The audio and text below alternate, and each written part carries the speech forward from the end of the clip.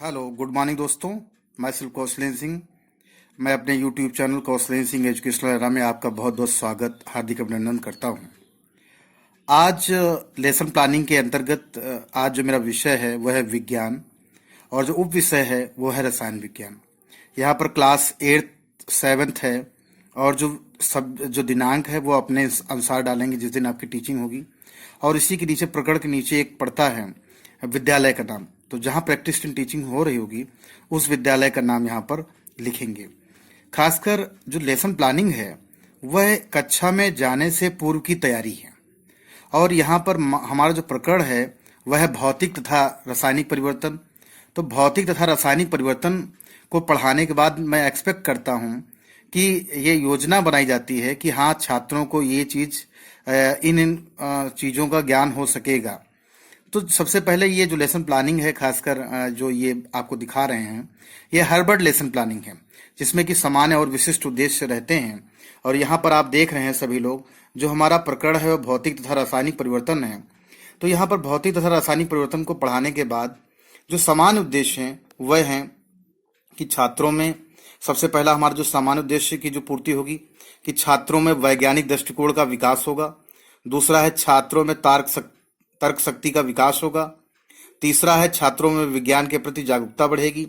और चौथा है छात्रों में मानसिक व तर्क शक्ति का विकास होगा।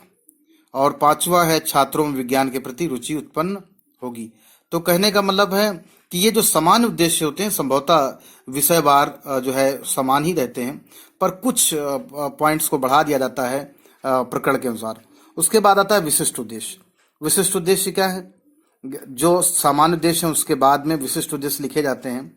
सिर्फ हार्वर्ड लेसन प्लानिंग में ही सामान्य और विशिष्ट उद्देश्य दोनों लिखे जाते हैं, लेकिन अगर ब्लूम लेसन प्लानिंग की बात करेंगे तो ब्लूम में सिर्फ और सिर्फ विशिष्ट उद्देश्य ही लिखे जाते हैं। तो यहाँ पर विशिष्ट उद्देश्य में सबसे पहला है कि ज्ञानात्मक उद्देश्य। तो ज्ञानात्मक में क्या होगा कि छात्र, यहाँ पर क्या उद्देश्य हमारा होगा कि छात्र परिवर्तन का अर्थ बता सकते हैं। दूसरा है बोधात्मक उद्देश्य कि छात्र परिवर्तन को पहचान सकेंगे। तीसरा है प्रयोगात्मक उद्देश्य कि छात्र परिवर्तन का प्रयोग कर सकेंगे। तो ये विशिष्ट उद्देश्य होगा। अब इसमें आप घटा भी सकते हैं, बढ़ा भी सकते हैं, ये आपके ऊपर, इच्छा के ऊपर डिपेंड करता है। अब यहाँ पर आता है सहायक सामग्री।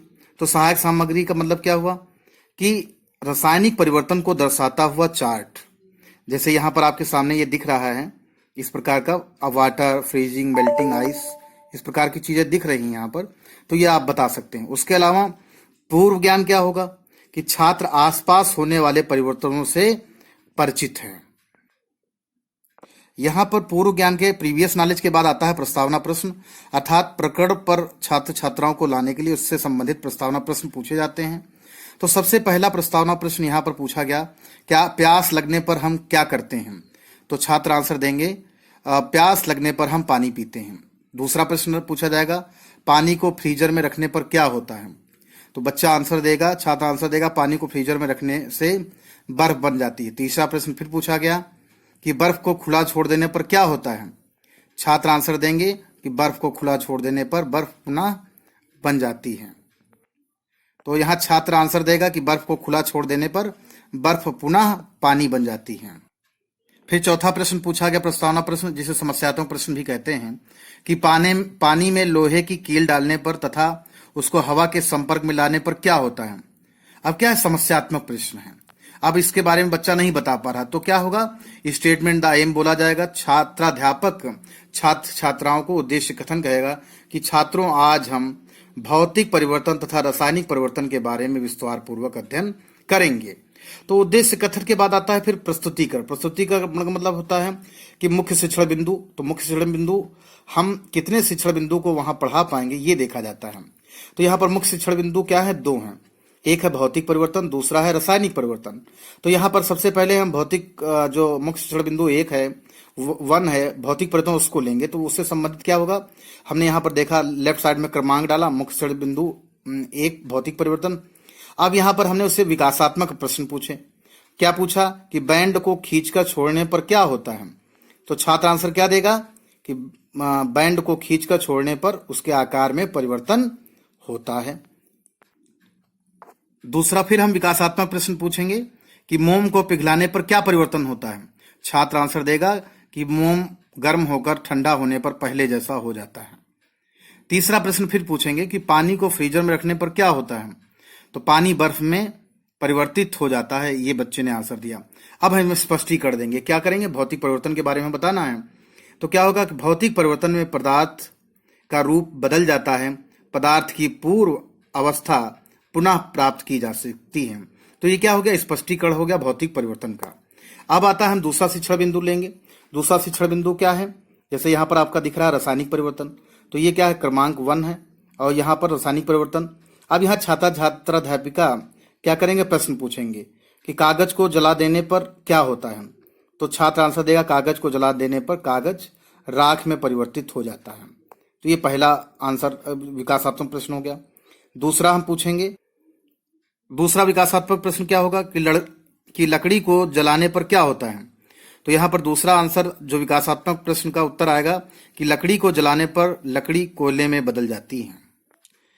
तीसरा पुनः हम विकासात्मक प्रश्न पूछेंगे, जिसमें पूछेंगे लोहे की कील को पानी में रखकर तथा उसे हवा के संपर्क में लाने पर क्या होता है? अब छात्र आंसर देगा कि लोहे की कील को पानी में रखकर तथा उसे हवा के संपर्क में लाने पर लोहे की कील में जंग लगने लगती है। तो ये क्या विकासात्मक प्रश्न पूछा। अब हम स्पष्टीकरण देंगे। क्या स्पष्टीकरण देंगे? कि रासायनिक परिवर्तन में पदार्थ का पुनः परिवर्तन होता है, पदार्थ की पूर्ण अवस्था पुनः प्राप्त नहीं की जा सकती है। ये क्या हो गया? हमारा स्पष्टीकरण हो गया। अब उसके बाद आता है, जब हम शिक्षण बिंदु को पढ़ा लेंगे, उसके बाद हमारा आता है जो श्यामपट्ट सारांश अर्थात ब्लैक बोर्ड समरी। अर्थात यहाँ पर भी क्या होगा? ब्लैक हम चार्ट लेंगे, उसको व्हाइट स्पार्कर पेन से यहाँ पर डेट डालेंगे, जैसा कक्षा, वर्ग, विषय, तो यहाँ डेट अपने अनुसार लिखेंगे।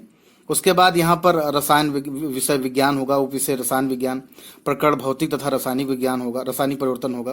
तो परिवर्तन भी दोनों लिखे हैं, भौतिक परिवर्तन, रासायनिक परिवर्तन। और भौतिक परिवर्तन के जो हम एक्सपेक्ट करते हैं कि हम वहां पर जाके लिखेंगे, उन्हीं चीजों को यहाँ लिखा जाता है कि भौतिक परिवर्तन, पानी का बर्फ में परिवर्तन भौतिक परिवर्तन कहलाता है। रासायनिक परिवर्तन, लकड़ी का कोयले में परिवर्तन रासायनिक परिवर्तन कहलाता है। श्यामपट्ट सारांश के बाद आता है लेखन एवं निरीक्षण कार्य या राइटिंग एंड सुपरविजन वर्क। अर्थात यहाँ पर छात्राध्यापक या छात्राध्यापिका जो है छात्रों से श्यामपट्ट पर लिखा कार्य उत्तर पुस्तिका में लिखने को कहेगा या कहेगी तथा घूम घूम कर कक्षा में निरीक्षण कार्य करेगी।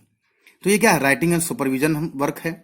उसके बाद जो नेक्स्ट स्टेप आता है खासकर लेसन प्लानिंग का, वह होता है पुनरावृत्ति प्रश्न, जिसमें क्या है? पुनरावृत्ति प्रश्न जैसे यहाँ पर लिखा है भौतिक परिवर्तन में पदार्थ का स्पेस दे दिया, पूछ लिया गया, तो बच्चा बदलता है, रूप बदल जाता है। दूसरा हमने पूछा कि पानी को बर्फ में परिवर्तन, पानी का बर्फ में परिवर्तन जो है क्या कहलाता है? तो बच्चा आंसर देगा कि भौतिक परिवर्तन कहलाता है। उसके अलावा लकड़ी का कोयले में परिवर्तन क्या कहलाता है? तो छात्र क्या आंसर देगा? रासायनिक परिवर्तन कहलाता है। उसी प्रकार जो अंतिम इसमें आता है, अंतिम जो चरण है वह है गृह कार्य का। गृह कार्य का मतलब क्या है?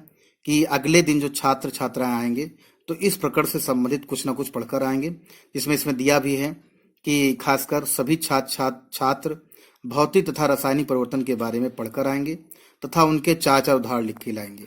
तो ये कहीं ना कहीं जो हमारा आज प्रकरण था वो था भौतिक एवं रासायनिक परिवर्तन, उसको कहीं ना कहीं संक्षेप में बताने का काम किया है। आपको मेरा वीडियो कैसा लगा जरूर मुझे बताएं। अपने बहुमूल्य शेयर कमेंट मुझे कमेंट बॉक्स में जाकर दें और मेरे चैनल को लाइक करें, सब्सक्राइब करें, शेयर करें। आपकी हौसला अफजाई की वजह से मैं और भी आपको नित्य नए वीडियोस खासकर TET, CTET, BEd, BTC, BElEd और एमएड के प्रतिभागियों को लाता रहूंगा। बहुत बहुत धन्यवाद। नमस्कार।